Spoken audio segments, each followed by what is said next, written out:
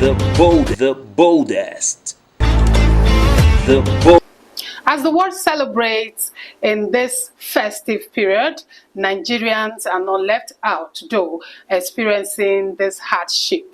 Yes, we know other countries are facing hardship, but Nigeria is facing hardship like a time they've never experienced before. Yes, we have history of hardship here, but this one is quite unique in nature, yes, if I may put it. And that is why we are going to talk about it today, so that whoever is concerned to making the situation a little bit better and manageable should please do it. And you out there watching me should also contribute to your quota to make sure that we all survive. You know, I used to tell you that this is the time where we synergize. This is the time where we collaborate. You cannot do it alone. We need each other to survive. And talking about survival, we have our guest in the studio right now that is going to give us some strategies on how to survive the situation, as we'll be discussing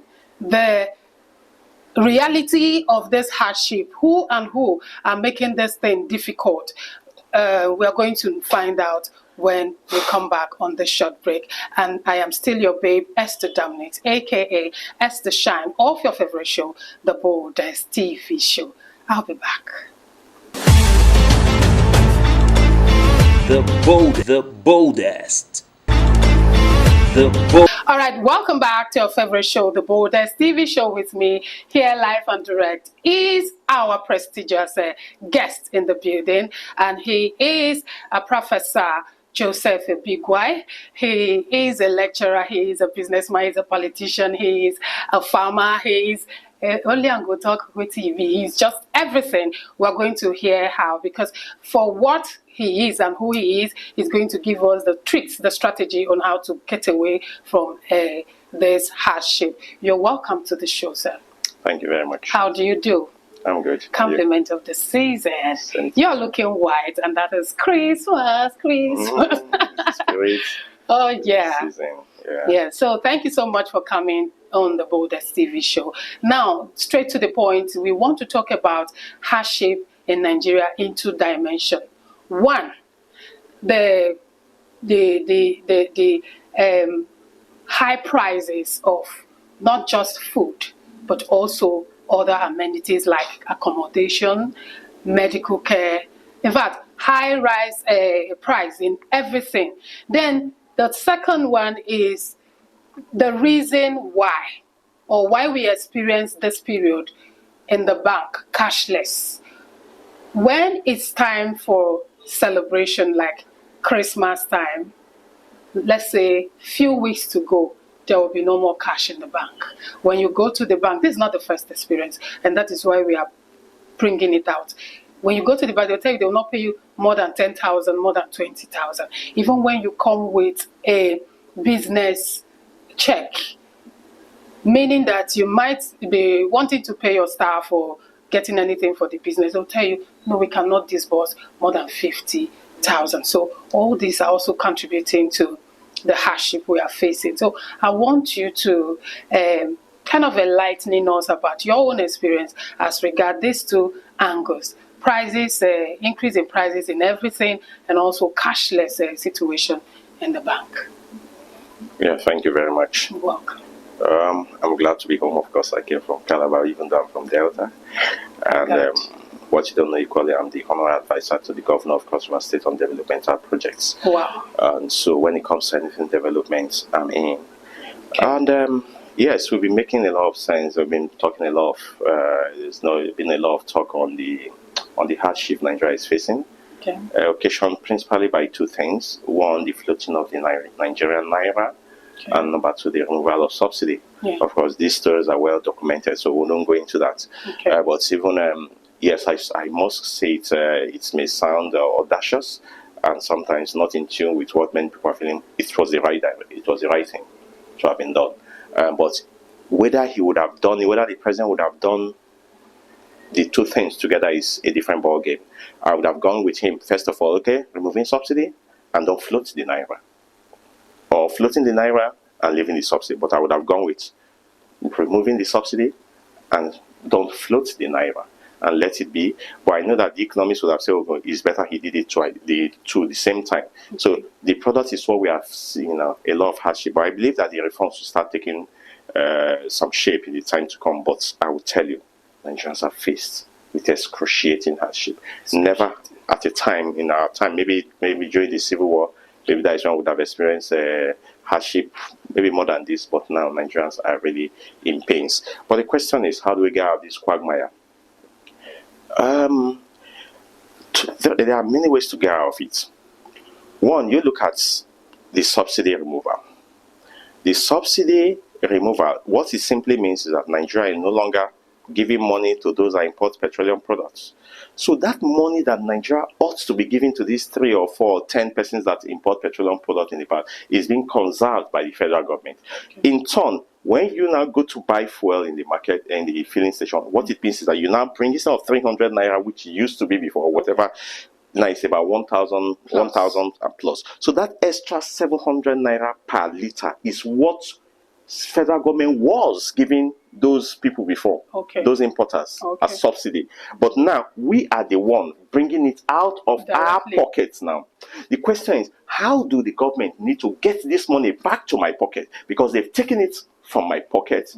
Are you getting it? And government has conserved it within themselves because they are no longer giving it out. Rather, I am the one, you are the one. When you buy fuel for your generator, you buy fuel for your car, you have invariably supplanted what the government used to do. So that money is now in the coffers of the federal government. Now, the question is, how do federal government get this money back to my pocket? Now, what they've been trying to do all this while, which I have faulted, is they will channel this money back to the state governors. That's what they've been doing. With all due respect to federal government, most of the problem we're having in this country today is more on the doorstep of the state government and less on the federal government. They receive, we call it subsidy gains. That is what they share the money in Abuja, they give to each state. Subsidy gain. So that money that was taken out of my pocket, that money that you take out of your pocket, if you buy like 10 liters of fuel, you have invariably given like 700 naira extra times 7, which is 4,900 when you buy 7 liters or thereabout. So you have invariably given this money back. So how does this money come to your pocket is the basic problem we are faced now. The federal government keep giving it back to the state government. Must be shared. It's constitutional. So when the federal government receives this money, they share it back to the states and they call it subsidy gains. Then, are we getting this money from the state government? The state government will tell you that you used to put palliatives. They're buying rice, they're buying beans, they're buying all kind of a bullshit is that. It's all bullshit. So I will tell you they use it to do road. So the state government are the one holding back our money. We should be very clear on it. And we should be very bold about it, Nigerian people. Okay, they are the one. Federal government have been giving them this money. It is there. It is verifiable. If you want, I can go into this and I can tell you how much this our Delta State would have gotten from subsidy gains since they removed subsidy. So the money is with our governors. The problem is with our governors. Secondly, there's equally what they call excess gain. The government, people in government know what I talk about, excess gain. Excess gain is, let's assume that we budgeted, the budget for the year was maybe 70, I can't remember whether it's 60 or 50 dollar per barrel. And we've been selling crude about 80, 70 something, 100 and something. That extra money multiplied by the number of crude we produce a day, which was about 1.4 before, but I think as at last week or thereabout, it was about 1.7 million barrels per day. So if you times $40 or $30 as the case may be, times 1,400, 1,700 million barrels per day, times it by 1 month, that is the quantum of money they now call excess gain. This excess gain now is also being shared accordingly, and the state government receive their own share of the money. Of course, we cannot talk about it because of the VAT and all those things. This money are regular and FAC. They are regular money that comes to the state. So the state government are holding back most of this money. The question is, how do we get it from the state government, or what should the federal government do? Here, the vehicle licensing office, they have a near accurate record of the number of cars in Nigeria. Okay. So if they know the number of cars in Nigeria, take for example, I'm a big white Joseph, if they go to their database, they will see that perhaps they will see how many cars, if I own 2, if I own 3, if I own 1, and they will know whether the car is still on the road, because I would have renewed my papers last year. We all renew our papers. So government has a record of it. So they can say, okay, for every person that owns a car, because you've been taking this money from my pockets. So for every person that owns a car, what is that? Okay, let's say he spends maybe 80,000 naira. You can put on a flat rate each car, maybe according to a kind of car. But if you don't want to go into those records, you can say each car 100,000 naira for fuel. What it means is that I spend 100,000 per car in fueling it in a month. Okay. They equally have my account details. How do I know? Most people that owns account, they are either businessmen or they are either civil servants whom the federal government or state government pays. I'm a federal worker, so certainly federal government has my money, has my account details. Just as the way you can collect tax from me at source, that is how I expect the federal government, instead of paying this money back to this state government that we will never see the money, what they need to do, tabulate on the database. Okay, this person has 5 cars, 4 cars, 3 cars. Each car is 100,000 naira. You paid it in directly into my account. Because if I own 4 cars, because that is the same money I'm using to fuel the car. So give me 400,000 naira per month. And if you have given me 400,000 per month, you see that this hardship, all these things we are going with what will ameliorate. Also, we look at the generators. Those that have homes that doesn't, because most people that have cars, of course, they have homes. And those that does not have cars, they equally have homes. We equally have a record of the number of houses in Nigeria because we have census. Of course, if you go to the Nigerian Bureau of Statistics, they have the total number of census in houses, number of houses in Delta, house of number in this local government, and so on and so forth. So they can equally use that. Say, okay, each house, whether you like it or not, maybe 50,000 naira a month, which is quite small. Are you getting me? Well, so if you say 50,000 naira for generator for each household, you equally have the headholds of those numbers. Pay it into their accounts directly. So the question is, you will tell me, oh, if they said they should pay into the account directly, there will be malfeasance in the system. They won't be, because they will certainly pay into the what? The account is verifiable. I will receive my alert. You will receive your alert. Then to now come to businesses. Businesses use a lot of diesel and AGO and LPFO to drive their turbines. You can give them tax holidays based on what they consume. Okay. So if you do all this, you will see that all these things will do what? Will mellow down. Because if you are giving 400,000 for fueling of your car, you're giving you maybe about 50 or 100,000 again for your household. Even students will benefit from this because they use some students use generator. Yes. Are you getting me? They will all benefit from it, and before you say it will reduce rather than buying rice and beans and groundnut oil for me. Because if you're giving me that 400,000, what it means that by next month, I'll use that 400,000 to buy fuel. And before I know it, federal government will equally give me back my what? My 400,000. It's just a way of not letting this money go into the hands of the governors. Because as far as I'm their side, they have a quantum of money. And that is where our anger should be vented. Wow. They are the one holding back our money. Local government money, most times they find a way to get back the money from the local government. The federal government will even give them part of the money, because federal government, we are all constituent states. States make up the federation. So federal government, whatever they want to do in Delta State, for example, we bring the money to the governor, the state. Are you getting me? They will equally take from it. So everything, they are, in fact, everything. So more our anger should be more. The hardship is from the state. They are the ones, yes. Okay. And we should call a spade a spade. Wow. Thank you. Thank you so much for that exclusive and well-detailed explanation. You have actually answered the question of the reason for the hardship. And just like you said initially that it's because of the pattern of the subsidy. But right now we are suffering, and we should be expecting a better end, a light at the tunnel. Okay. Economists will tell me, this is my proposal, I'm putting it for the nation. Economists will tell me that, wow, when you do that, inflation will rise. That is the next thing I'm going to hear. That is not true. Because if this money, as I thought they were paying it to the importers, if all the whole money you are going to share among all these Nigerians is same money that you've been paying to these importers, even much more, because petroleum products will find their way into Cameroon and this, and we are subsidizing for them. If then it didn't cause inflation, how would it not cause inflation? Give us back our money. Let it enter my account. Let it enter your account. Okay, but simple and short. If I may ask, rather than giving me back my money, Yes. Rather than giving me back that money, Yeah. don't you think that since we have something we are producing, we are exporting and also consuming, which is the crude, the oil, we are all the owners of these natural resources. Absolutely. So is it possible for maybe the government to say, let's not pay tax because there's no need paying me back? And we pay me. It's like the money is rotating. If we say let's do proper mathematics, with this mathematics you just did, pay me 100,000 per car, pay me so amount for housing and all that.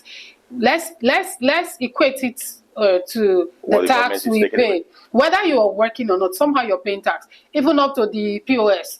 As little transaction as you do, you pay tax. Then you work in an office, you pay tax. Tax everywhere. You go to the supermarket, you see the VAT. So since we have this oil that generates money for all of us, don't you think it's better for the government to say, okay, no more tax, since we have something that gives us free money? No. You're wrong.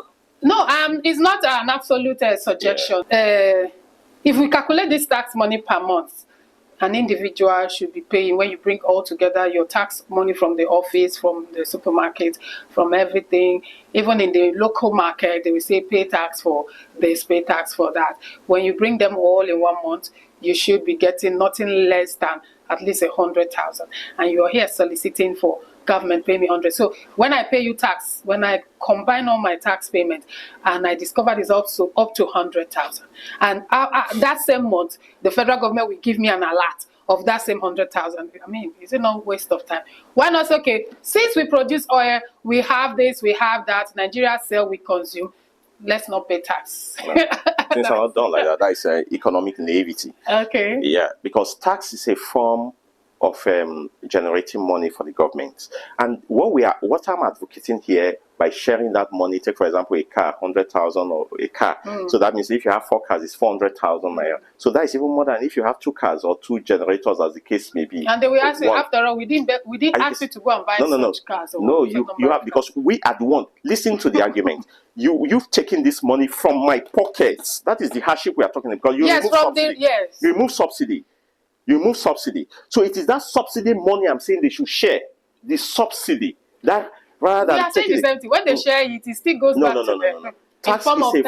Tax is a form of generating money. And what they pay you as subsidy far outweighs what you pay as tax. Are we sure of that? Yes, I pay tax. All right. So I know what I pay in tax, and I know how much it takes me to fuel 1 car in a week now. Right. It's far more than that. Okay? Besides, tax is a very veritable way of generating money. For sure. Are you getting me? And you cannot say because you have oil and blah, blah, blah, because oil is, the market is volatile. Okay, you cannot lay your hands on how much exactly will come this next month or 2 months ago, how much the price of, there are a lot of factors controlling the price of crude in international markets. Okay, so, but what I'm saying that the subsidy, that extra money you've taken out of my pockets must be given back to my pocket, not by giving me governors, local government chairman, or all those kind of nonsense talk. Remember also, what we are just talking is the subsidy they've removed from our pocket. Just that, yeah. The main money that they are supposed to use for developing road should equally be used for developing road. Okay. This is the one that is now that you have taken away from each person by buying a liter of fuel. All right. Okay, so now we know the problem and the solution to the hardship. Let's move to the next aspect, which is the cashless situation we experience every festive period. Have you experienced it? Though I think not everybody, but they will tell us that the higher the percentage, you can generalize. Like people are crying. I personally have experienced it, but I cannot generalize it because I have. It's like it's all over. You go to bank will tell you no money, they will only pay you this. Have you experienced it, and what do you have to say about that? It's a good thing. Are you serious? Because it is a way of discouraging movement of cash. Because you'll find that during festive period, a lot of persons come, they want to do a lot of ceremonies, people spraying money, which is wrong in itself. Okay. I think there's an act of the National Assembly prohibiting spraying of money. So you can't make more, you can't have prohibited that one and make money more available for people to equally collect. So it has to be a closed system. So banks not giving money is right, because most people, if I want to pay you, I should transfer.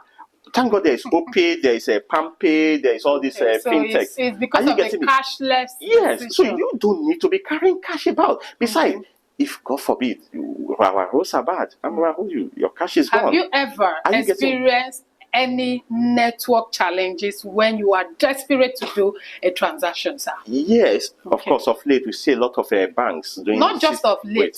They're doing system upgrades. Sometimes you want to transfer. There's a network challenge. But let's be frank. I don't think that most of this network challenge can stay more than 1 to 3 hours. Are you getting me? On a more average note, yes, we have our challenges, but it is not as bad. Okay. So I've gone to some places, they will say, okay, no, I tried to transfer, it didn't go. I'll say, okay, they will take my number. Are you getting me? Take my phone number and take everything that, if it doesn't, that is one thing we should equally do as a nation. Okay. To have a database of most of this POS and all this kind of thing. We should be regulated. So when something like that happens, you can say, okay, go, if you can be fished out if you don't want to pay. I don't know that you get what I'm saying, but by and large, it's a good thing. There should not be money in circulation because we are going cashless. All right, thank you so much. Even some women in the markets, selling tomatoes, they have a POS. You're correct. They have accounts. You're correct. So it's a good way. Thank you so much for that suggestion. I will also want to draw attention to the kind of the kind of technology these financial institutes use. I have not been anywhere, but I am sure you have been to places like other civilized countries, and you do transactions. And according to you, they will say, if you have not experienced something, it is not happening. We have heard our president also say that there is no hardship in Nigeria, and he's correct because he's not experiencing it. So you might be correct to say that the network problem you have experienced could just last for 2-3 hours, and that's all. It will be rectified. But I must tell you that the network problem we do experience in our financial institutions or institutes, it's becoming alarming. So that an error transaction or network problem transaction, your money goes out, but it does not go anywhere. They will tell you that your money is hanging. I am not receiving it. Meanwhile, it has been debited. And back will tell you, fill form, put the details. And in 24 hours, in 5 working days, it will be rectified because they need to communicate with the other bank or wherever. And sometimes, sir, it takes months. We have had complaints. Right now, what people do, they go online. By the time they are done, they are tired with the bank. I had an experience, it stayed 3 months. And guess what? Now, like you said, now that it's a festive period, people would actually do monetary transaction a lot. And that is where you also experience network problem. Good. And that is why I feel personally that money should be available in case of emergency. We've also experienced during the main cashless time, there was a period we call cashless period in Nigeria, the previous administration, where people died in the hospital because of cashless. Hospital will tell you that their network is down. And it's an hospital, especially federal hospitals and state hospitals, they use just one account number or a POS where only one person gets the alert.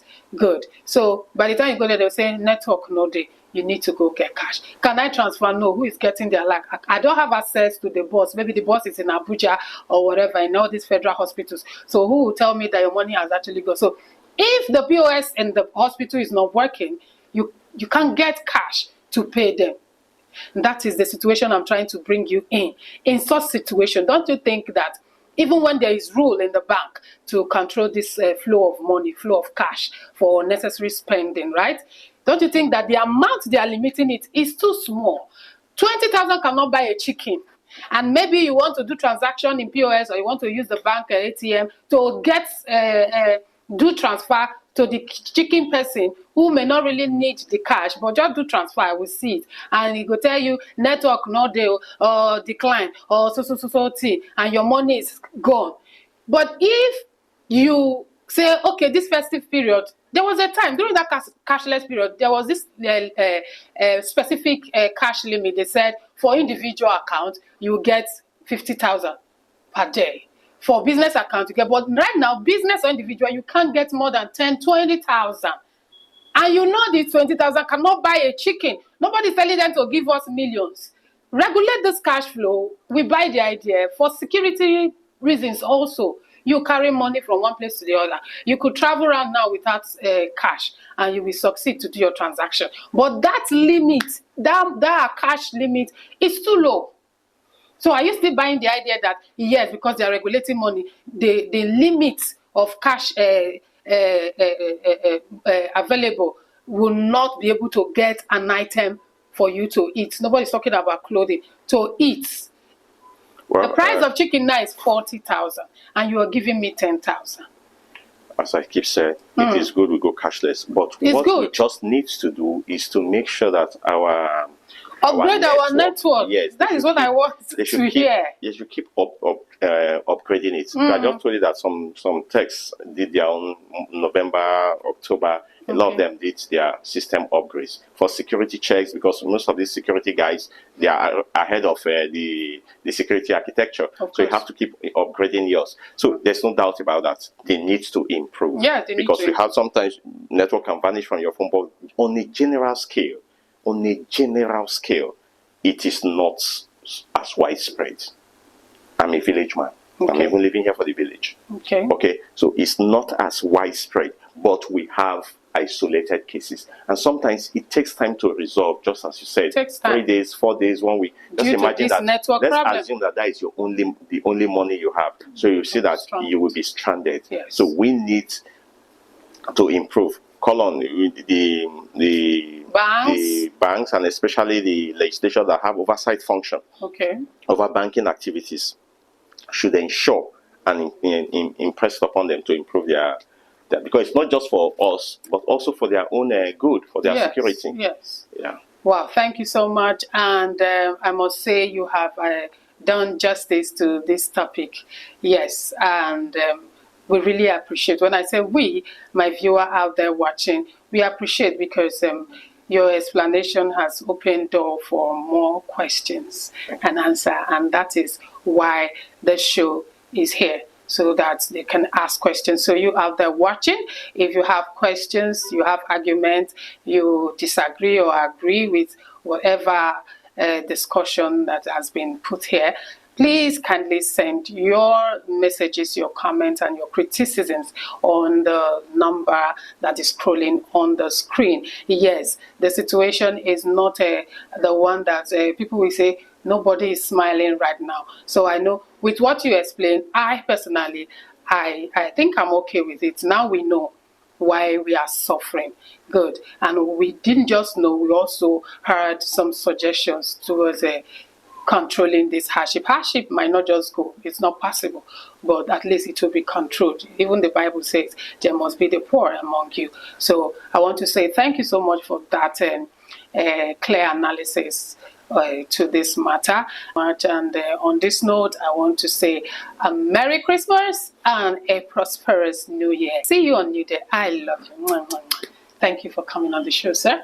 Thank you. A Merry Christmas to us all and a prosperous New Year. Amen. Thank you so much. God Good bless night.